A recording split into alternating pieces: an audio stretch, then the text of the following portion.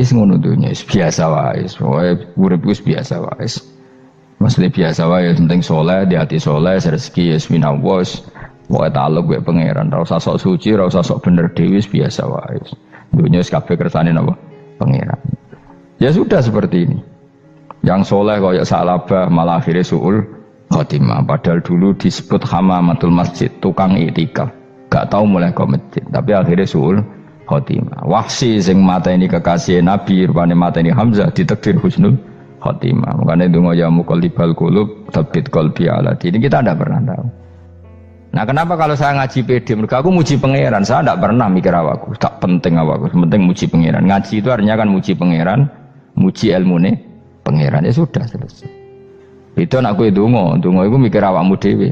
Mulane dongo mek ngaji ku derajate dhuwur ngaji. Mergo ngaji muji pangeran, nak dongo mikir awake dhewe. Makanya masyhur itu ada dua kelompok di masjid, yang satu diskusi halal haram, yang satu berdoa. Nah, terus Nabi keluar dari rumah berdiri sempat ragu, saya kemana? Terus akhirnya Nabi ngendikan mereka itu berdoa kalau Allah mengabulkan ya disembadani. Tapi mereka belajar halal haram. Itu perintahnya Allah, saya sebagai Nabi. Terus akhirnya Nabi gabung kelompok yang belajar halal haram. Karena belajar halal haram artinya ingin menghidupkan hukumnya Allah Ta'ala. Tapi nak wong dongo kepinginnya iku kabul kajate. Intinya mikir awake dewi. Makanya saya termasuk ulama yang jarang berdoa. Tapi ya berdoa, tapi kadang-kadang. Nah, kowe kan gak kontribusi ning agama rapati ya tapi dongo. Oh, dasar murahan. Ya tapi piye mulang ya ora payu. Jadi kadang-kadang kula dibantah. Lah jenengan mulangi payu Gus. Lah kula ora payu, donga-donga ngono. Ya tapi aku ngerti pangeran ra bakal nyembadani barno ora Gus. Pangeran ya paling ya sedikit sithik ngono cukup. Kula termasuk orang yang enggak setuju ya kalau orang sholawatan terus berlebihan tapi khidmah ini Nabi kurang. Maksudnya gini loh, sholawatan berlebihan ya. Redaksi sholawat tentang Nabi itu kecil. Bukan sholawat jumlahnya enggak. Redaksi tentang Nabi itu kecil, sementara tentang keinginannya itu saya tidak suka. Saya suka sholawatan itu ya yang nyifati Nabi banyak, kemudian keinginannya kecil. Itu bagus.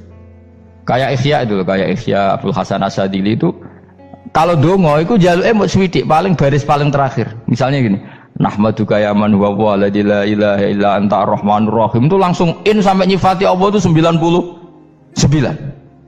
Buar ngono nganti berkuras-kuras.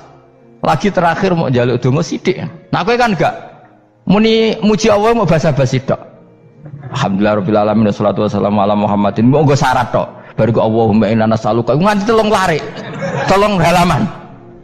Tapi pas muji pangeran alhamdulillahirabbil alamin wassalatu wassalamu ala Muhammadin. Bariku terus dongo njaluk mapan tolak buala. Yo wae. Mana jare pangeran? Muji kekasihku suwidik dongane kecangkeman. Lah saya tuh gak suka jenis itu. Harusnya sholawatnya itu yang panjang. Maksudnya nyifati Nabi yang panjang. Baru mintanya sedikit. Itu bagus sih. Duwe akhlak. Makanya saya diantara sholawat yang senang itu sholawatnya Habib Ali Al-Habsyi yang arang Sim Tutur. Kalau beliau baca sholawat itu sholatan yattasilu biha ruhul musolli alaihi bi fayam basitu fi qalbi sirru nuri ta'alluqi bi wa hubbi wa yuktabu biha bi inayatillahi ta'ala fi hisbi. Jadi dia baca sholawat itu, ya Allah berikan sholawat kepada kekasihmu Muhammad. Dengan sholawat ini rohnya saya, musolli itu rohnya saya yang membaca sholawat, bisa sambung dengan rohnya Rasulullah. Dan setelah sambung saya terhitung sebagai orang yang mencintai Rasulullah. Dan saya berharap dari cinta itu saya tertulis sebagai umatnya. Nah, aku kan enggak mau sholawat itu mau saya termasuk orang yang enggak saya loh ya. Tapi ya tetap baik dibanding nganggo primbon ya satu sholawatan itu. Tapi boleh punya etika lah dengan Rasulullah itu. Kalau dongo nyifati Nabi yang banyak, ya baru keinginan. Kan banyak tuh sholawat yang seperti yang saya misalnya di kitabnya Sayyid Muhammad ada. Allahumma sholli ala sayyidina Muhammad nuri kalam alladzi. Wah nyifati Nabi itu sampai panjang lebar baru menceritakan hajatnya. Kalau kamu kan enggak nyifati Nabi basa-basi, mau sidik mana? Malah kadang orang misalnya ala Muhammad. Kok ala Muhammad muni Sayyidina aja disoal. Masalah terus Baru kudungannya apa? Panjang. Saya termasuk yang enggak setuju karena itu menurut saya kurang etika. Makanya Rasulullah itu kalau berdoa kalau sudah nyifati Allah, coba tak beri satu contoh saja doanya Nabi. Alhamdulillah hamdan yuwafi ni'amahu wa yukafi'u mazida ya rabbana lakal hamdu kama yanbaghi li jalali wajhika 'azimi sultanik la nuqsi sana'an 'alaika anta kama asnaita 'ala nafsik. Itu sudah berapa itu nyifatin itu belum doanya tuh. Nah kamu kan enggak Allahumma alhamdulillah rabbil alamin Allahumma ya Allah di hajati wes gremeng titik seramu tuh tenan jangan gak bakat wali. Nah cara kula iku sisen ngono. Kula ya sering ngamini dongane wong ngono tapi ning atiku amin maksudnya amin barno mawon Gusti. Nanti aku amin tapi amin ku barno mawon Gusti. Wong ora jelas ngono berarti. Jadi aku muni amin tapi amin barno maksudnya ya Allah barno amin ngono maksudnya. Jadi karena tadi setahu saya doanya para nabi, para wali itu memang seperti itu. Ya coba itulah doa tadi aja yang saya sebut itu berapa kalimatnya? Apa? Alhamdulillah hamdan yuwafi ni'amahu wa yukafi'u mazida ya rabbana lakal hamdu kama yanbaghi li jalali wajhika 'azimi sultanik la nuqsi sana'an 'alaika anta kama asnaita 'ala. Enggak terhitung pujian saya kepada engkau sebanyak engkau memuji pada diri engkau sendiri. Allahumma inni a'udzu biridhoka min sakhatika fi mu'afatika min uqubatika wa bika minkal. Allahumma sholli bi haqqi jabarutika wa bi khawfika. Kan panjang sekali doanya wali-wali itu, tapi semuanya mensifati Allah. Bahkan banyak yang kemudian lupa enggak doa. Coba haji, doa haji itu coba. Labbaik Allahumma labbaik la syarika lak innal hamda wa ni'mata laka wal mulka la syarika lak. Wa ni'mat itu kan labbaik saya siap melaksanakan perintahmu ya Allah sa'dik. Engkau yang punya pujian, engkau la syarika lak. Itu malah enggak ada, jarang malah ada doanya. Itu kalimatnya talbiyah semua. Allahumma antal azil akram itu sudah seperti itu. Karena tadi al-mu'min yashghaluhu sana 'ala Allah min ayyakuna li nafsihi dzakiran. Mukmin sejati adalah sibuk memuja Allah sampai lupa jatah dirinya sendiri. Nah, kowe kan gak mujine Allah basa-basi, dongane tenanan. Itu jadi makhluk aneh, itu jadi hubungan mbek pangeran itu wong aneh. Ya tapi jen ra bakat wali, ngono iku dadine ngono iku. Ya tok ngono kok mari wali kakean malah gak elit. Jadi tapi saya mohon itu di sholawat itu usahakan jumlah paling enggak jumlah sholawatnya banyak, doanya sedikit. Paling enggak misalnya kamu tidak punya kalimat yang apa baik ya mau sholawat ping 100 itu gak ada salah biar guling-gilingan apa kita menyebut kekasihnya Allah lebih banyak ketimbang kita menyebut hajat kita sendiri ya gitulah. Paling enggak punya etika seperti itu ya. Kalau kamu enggak punya segot-segot sing keren, bacalah sholawat berapa 100 terus cerita awam Gusti utang kula kathah. Mengke ra jawab wis roh.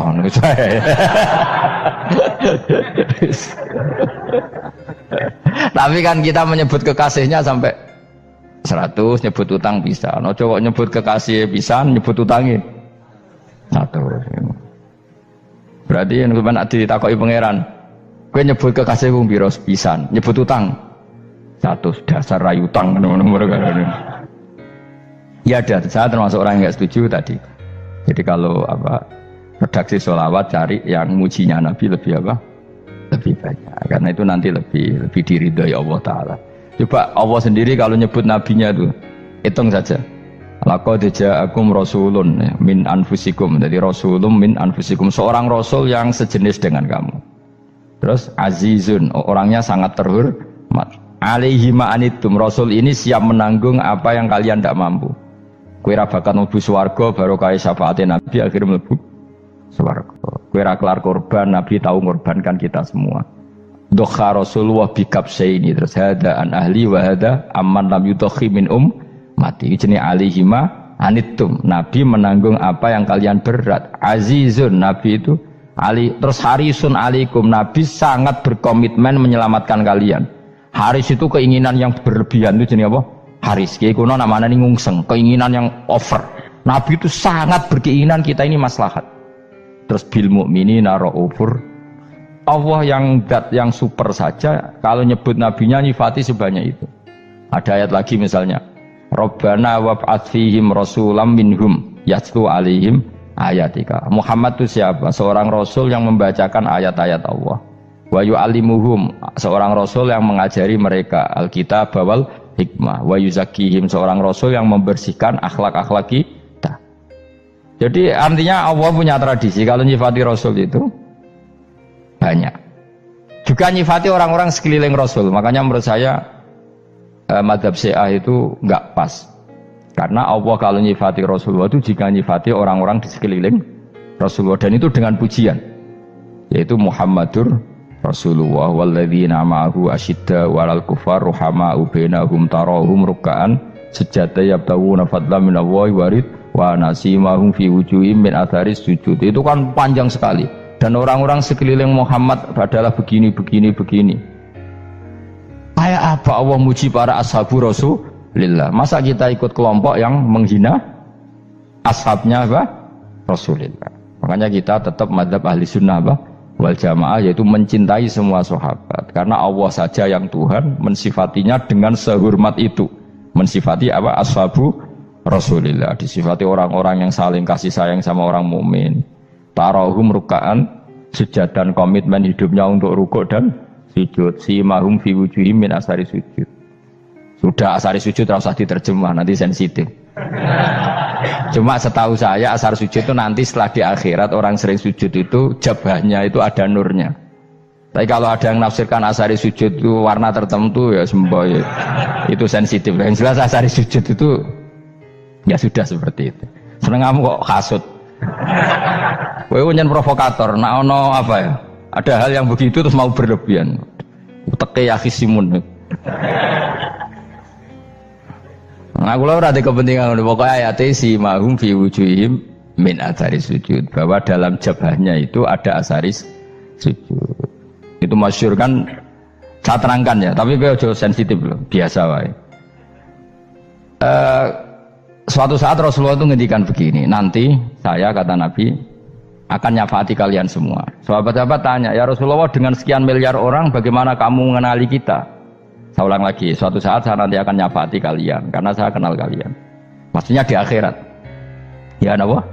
Di akhirat. Terus sahabat tanya, ya Rasulullah bagaimana engkau mengenali kita sementara nanti di akhirat bermiliar-miliar orang gitu. Terus Nabi ngendikan gini, jika kamu punya unta dengan tanda tertentu, saya ulang lagi, jika kamu punya unta punya tanda tertentu, dalam jidatnya ada begini, dalam tangannya ada gini, dalam kakinya ada gini, maka apa kamu bisa membedakan untamu dengan unta orang lain? Ya bisa ya Rasulullah, karena unta kita khas. Misalnya kaki depannya ada putihnya, kaki belakangnya ada putihnya, dalam baduknya ada putihnya. Terus kata Nabi, inna ummati yut'auna yaumal qiyamati hurran muhajjalin min asaril wudu. Nanti umatku nanti wajahnya juga bersinar, tangan kakinya juga bersinar. Jadi asar itu saya pastikan secara riwayat itu akhirat, maksudnya tentang akhirat. Tapi bahwa yang di dunia ada yang memulai asar itu nggih monggo mawon. Loh itu bagus kan, artinya ekspresi percepatan. Tidak apa-apa loh, daripada kok kowe ora jelas ini gitu. Maksudnya ya orang ngetok ya panjang jarang sujud tenan. Wis ora usah sensitif, tapi yang jelas ya nanti. Ya sampean kiamat ruang samu. Nanti hisab itu nanti kalau hitung hanya sekitar 3 jam.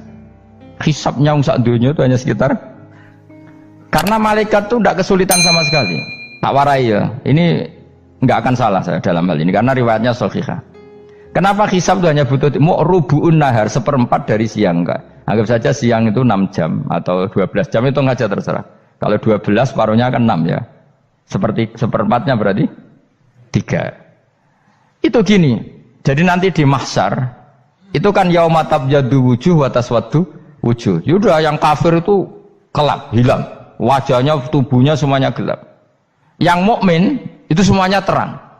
Jadi sudah yang tabyaddu wujuh wa taswaddu wujuh otomatis terus nyingkap. Terus pergerakannya itu delala yang tabyaddu wujuh itu ke kanan, yang taswaddu wujuh ke kiri. Maka kamu jangan punya sinar yang kelap-kelip, nanti kena bego yang karena nggak jelas tadi. Maka kamu harus sinarnya yang sejelas-jelasnya. Ghurran muhajjalin min asaril. Bila perlu nur kamu sampai menembus langit saat itu. Makanya ketika orang mukmin sudah nurnya ada di muka, ada di tangan, masih ngendikan Rabbana atmim lana nurona, karena takut masih kena bigo tadi. Karena kalau hanya wudhu tok, sikil tok kan, bayangkan di miliaran orang kan bisa agak kelihatan. Tapi kalau nurnya sampai nembus langit kan, itu siapa kok nurnya sampai, kan malaikat langsung tahu. Lane hafal Quran, alim kan insya Allah nurnya itu. Sama zaman itu masih berdoa, Rabbana atmim lana, sempurnakan nur kami. Karena nanti identifikasi malaikat berdasar tadi, kalau ada nur berarti diletakkan ashabal yamin, kalau nggak ada nur ashabal shimal. Nah malaikat yang dibawa bigo itu kira-kira detail nggak? Dugaan saya kalau kelap-kelip pasti kena simal. Wah ini partai kiri mesti kan. Pemenang yang wudhunya mau dulet sirah tok sidik. Karena anak madzhab Syafi'i. Sebetulnya meskipun itu sebaiknya kalau basuh sirah itu kabeh ben ora kelip mana aneh pepes terus dulat-dulit tok. Mau iku soben ya itu kelip. Ya sudah ya. Setelah itu kata ngendikane pangeran yu'raful mujrimuna bisimahum fayukhadu bin nawasi wal aqdam. Orang-orang pendosa kelihatan maka diletakkan di kiri. Nah sama yang orang-orang baik simahum fi wujuhim min asari sujud. Jadi ayat itu jelas tentang akhirat. Tapi kira usah terus merovokasi. Seneng kamu kok ya khisimun, maksudnya provokator gitu. Jadi nanti yang mukmin jelas nurnya. Lah nur ini nanti dengan kadar iman kamu, perilaku kamu. Ada yang kelap-kelip, ada yang. Nah yang kelap-kelip ini yang kena bigo itu tadi. Nanti setelah kena bigo ikut ashabis simal, yang kelap-kelip disortir lagi malaikat yang bagian detail kan ada nanti. Nah ini terus ditubir neraka. Yang kafir benar-benar neraka, yang ini ditubir neraka. Nah, itu nanti ini yang ngel-ngelo Kanjeng Nabi digoleki ya ini itu. Mana sakit Kanjeng Nabi, mana ono kiai soleh darani, nah iso soleh dhewe sakit Nabi mergo terus goleki endi umatku sing kelip-kelip terus dicari disyafaati. Ya imma langsung dituruti Allah wa imma diumbasike neraka. Ya terserah rencanamu piye kono kowe. Tapi yang jelas apa? Kiamat itu cepat sekali karena tadi ada identifikasi tadi. Makanya hanya cukup 3 jam karena tadi yang jelek kelihatan jelek, yang baik kelihatan baik. Makanya cepat. Ya araful mujrimuna bisimahum, orang pendosa dikenali lewat alamatnya yaitu taswaddu apa? Wujuh. Kalau orang baik dikenali lewat tabyadu wujuh. Nah, terus setelah nyingkir, ini ngono tak warai kiamat. Setelah nyingkir itu faduri babenahum bisuril lahu bab. Setelah tersingkir tadi terus lalu ada pintu penghalang, pintu pemisah.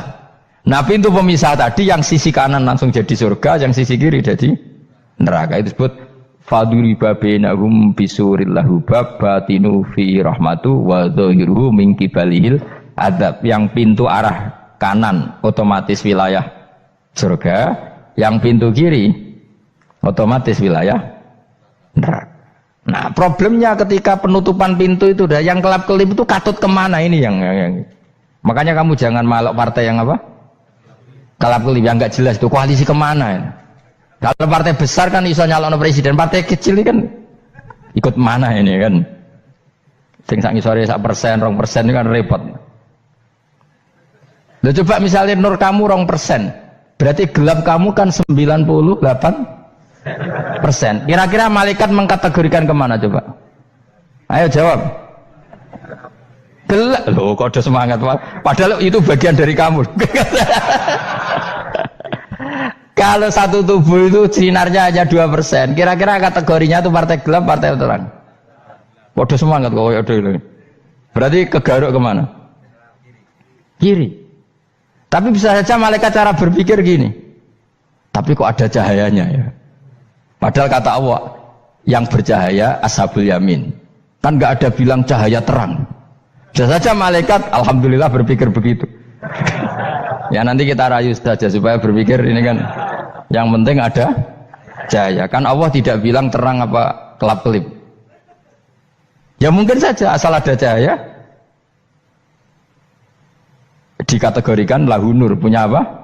Nur. Tapi yang jelas saat itu pun yang sudah punya cahaya masih berdoa Rabbana atsmim lana nurona. Ya Allah saya mohon sekali nur-nur kami sempurnakan. Jadi ini saya bantu teman-teman yang hafid-hafid supaya tahu maknanya ya. Dan yang nggak hafid ya dengar ya. Kalau nur itu penting. Makanya Nabi itu kayak apa? Nabi itu orang super. Itu kalau ngendikan wamat al min fauqi nuran wa min tahti nuran wa an yamini nuran wa an simali nuran, sampai terakhir Nabi masih mendoa untuk dirinya waj'al li nuran, dan semua tubuh saya jadi nur. Jadi Nabi sudah gitu kan. Ya Allah, jadikan sisi depanku nur, belakang kami nur, kanan nur, kiri nur. Terakhir itu apa? Waj'alni nuran, dan doa semoga semua tubuh saya jadi nur. Itu termasuk doa yang sering saya baca. Karena saya takut kelap-kelip tadi, ini bahaya ini kalau malaikat. Saya tidak tahu cara berpikir malaikat tadi. Apa ngitung 98% maka dikategorikan apa? Gelap. Apa dihitung nurnya saja? Wong instruksinya Allah kan yang ada nur ashabul yamin. Meskipun kelap-kelip kan punya nur. Saya tidak tahu nanti ikut 2% ikut mana kalau di partai koalisi itu. Ya, ikut yang menang biasanya, ikut yang apa? Ya paham ya, makanya saya mohon. Kalau wudhu itu usahakan sempurna, terutama wudhu sholat. Kalau nggak wudhu sholat itu sebaiknya nggak sempurna, supaya ada bedanya wudhu sholat sama wudhu tidak sholat. Rasulullah itu masyhur gitu ya. Rasulullah itu kadang tawaddu'a wudhu'an khafifan, wudhu yang sederhana, yaitu hanya sekali-sekali dan tidak sempurna. Ketika ditanya as-sholat ya Rasulullah, tidak. Misalnya saya habis makan, mau tidur, biasanya ya wudhu, tapi tentu tidak perlu sesempurna kayak wudhu sholat, biar ada bedanya. Rasulullah juga gitu, beberapa kali beliau wudhu tapi tidak sesempurna wudunya untuk sholat. Masyhur itu di riwayat tawaddu'a wudhu'an khafifan duna wudhu'ihi lis sholat. Tapi kalau wudhu untuk sholat asbaghal wudhu, menyempurnakan wudhu. Jadi supaya ada bedanya wudhu sholat dan wudhu tidak sholat. Saya gak wong sore iso ngaji podo kabeh. Abu Bakar ya gitu. Ana wong poso sunat kok nyediakno buka dimarahin. Istrinya pernah nyediakan buka beliau untuk puasa sunat. Itu embernya dipecahi Abu Bakar. Ditanya, kenapa gitu? Apakah kamu akan menyaingi Ramadan? Jadi gak boleh memperlakukan puasa sunat kayak Ramadan. Ya biasa saja kalau puasa sunat tuh, wah, buka kolak, apa? Ramadannya ya iri tuh. Ini gimana kok saya disaingi ini? Jadi kabeh itu ada proporsinya, ada apa? Makanya megang Quran ya wudu, megang wudu. Nah, kabeh gitaran terus wudu, pengiran tersinggung. Piye kok menjegal gitar wudu? Jadi gak boleh kebaikan disaingi itu juga gak boleh. Bapak gue sergap wudu sampai nyekel gitar. Yo, Quran tersinggung, wah semen ibu gak semen kan. Malaikat panitia kan ya tersinggung. Kabeh itu kan ada proporsinya apa? Ada proporsinya. Itu hebatnya Rasulullah. Jadi kalau beliau wudu, bahkan wudu itu wudu li sholat sama tidak sholat itu. Misalnya sholat sunat. Sholat sunat itu kamu mampu ngadeg boleh nggak duduk? Boleh. Kalau sholat fardu nggak boleh, biar ada bedanya. Fardu itu spesial, nggak boleh, harus berdiri. Kalau sunat pun harus berdiri. Fardu tersinggung, iya sunat kok nyaingi aku kan gitu kayak. Ya makanya sholat fardu wajib berdiri ya. Sholat sunat boleh duduk meskipun mampu loh ya. Nggak boleh sama. Sholat sunat pun harus berdiri. Berarti ada sunat menyaingi fardu. Ya jelas ya. Jadi aturan main itu harus jelas. Nggak boleh. Makanya Abu Bakar itu nggak mau kalau ada orang puasa sunat kemudian apa? Abdullah bin Mas'ud lebih parah. Dia itu tukang nyuwepeng orang yang selalu sholat duha. Makanya saya itu duha itu jarang karena takut kena sweepingnya siapa? Abdullah bin Mas'ud. Itu ada orang khusyuk tiap hari duha disweeping sama dia. Apakah kamu menjadikan sholat ini jadi fardu? Kok mbok lakoni bedino? Awas nang mbok lakoni bedino. Daerah akhir duha dilakoni bedino. Perkara ini butuh duit. Itu kalau zaman Abdul Mas'ud kena sweeping apa? Karena berarti menandingi fardu. Yes, ora usah anut ilmu ku bahaya itu di sensitif. Cuma ini kan ilmu tetap tak utarakan biar kamu tahu, enggak boleh fardu disaingi itu enggak. Coba kan banyak ketentuannya tadi. Contoh paling gampang itu apa? Kalau sholat fardu boleh enggak boleh apa? Duduk. Sholat sunat boleh duduk. Sholat sunat boleh di kendaraan sesuai jalannya kendaraan. Ainama tawajjahat bi rohilatu. Kalau sholat fardu, kalau kamu naik unta harus turun untuk memastikan di kiblat. Jadi banyak sholat sunat kamu dalam keadaan najis sudah tidak boleh dilakukan. Kalau sholat fardu, karena saking pentingnya fardu, meskipun dalam keadaan najis ya menemukan alat sesuci harus tetap sholat. Jenenge sholat dihormatil waktu, karena nggak boleh fardu ditinggalkan. Meskipun nanti harus iya dah. Karena nggak boleh mengalahkan fardu meskipun itu oleh najis. Jadi misalnya kamu pergi hanya bawa satu celana, kemudian di terminal atau apa kena najis, kena uyah sampean misalnya, kamu harus tetap wudu dan sholat. Karena nggak boleh fardu ditinggalkan. Meskipun nanti harus dah, karena sholat kamu tidak sempurna. Dalam keadaan celana kamu najis, boleh nggak sholat sunat? Oh nggak boleh. Karena kalau fardu itu darurat memang suatu yang harus maka dilakukan. Tapi kalau kamu dalam keadaan nggak suci, nggak boleh melakukan sholat apa? Sunat. Karena fardu itu spesial apa? Spesial. Bukan kalau terus nanya. Wamtazil yauma ayyuhal mujrimun. Ya, jadi orang mujrimun harus terpisah dari orang apa? Mukmin. Dan yang keharusan itu ketika di surga. Tapi kalau di dunia ya boleh muamalah boleh. Ya muamalah yang halal maksudnya. Infaridu tegese misau sira kabeh ana mukminin sing pira-pira mukmin indaktilatihim. Nalikane campure kufar utawa al mujrimin bi iklan al mukminin. Utawa rujuke balik boten napa. Maksudnya rujuke diwalek ge sami indaktilatihim mukminin bi iklan kufar utawa kufar ning mukminin. Alam ahad ilaikum ya bani Adam. Alam ahad ana ta ora merentano ingsun ilaikum maring sira kabeh. Amurkum tegese ana ta ora merentano ingsun kum ing sira kabeh ya bani Adam ya bani Adam. Ala lisani rusuli ing atase lisane para utusan-utusan ingsun. Bukankah saya telah merintahkan kamu wahai Bani Adam Allah ta'budu setan. Yen ora menghamba sira kabeh asetan ing setan. Ngendikane pangeran kowe ijek kanut setan cek nemen nih. Bukankah sudah saya perintahkan kamu tidak boleh diperbudak napa setan. Maknane la tutiu tegese aja taat sira kabeh ing setan. Inna sak temene setan laku maring sira kabeh aduun musuh mubinun kang jelas. Bayinul adawati banget musuhane. Lah yo setan musuhmu kok malah mbok nut bocah kok sarap ngono. Karuan musuh kok di nut. Anut yo pangeran mergo Allah wali fid dunya wal akhirah. Wa ani buduni lan yen to nyembah sira kabeh ni ingsun. Wa anestune kelakuan budu nyembah sira kabeh ni ingsun wahidu tegese nglakoni tauhid sira kabeh. To mengesakno sira kabeh ni ingsun. Wa ati ulan to atau sira kabeh ni ingsun. Harusnya kita hanya ibadah ning Allah Subhanahu wa ta'ala karena dia yang menciptakan kita, tempat kita kembali. Setan itu tidak siapa-siapa, makhluk yang hina, yang lemah. Pokoknya malah taat ya ning gone zat sing super, sing gawe kita, sing memberi rezeki kita dan zat yang kita kembali. Hadza utawi iki maknane taat ning Allah taala. Hadza ay al madkur min taatillah ku siratun ku dalan tori untuk sedalan mustaqimun kan.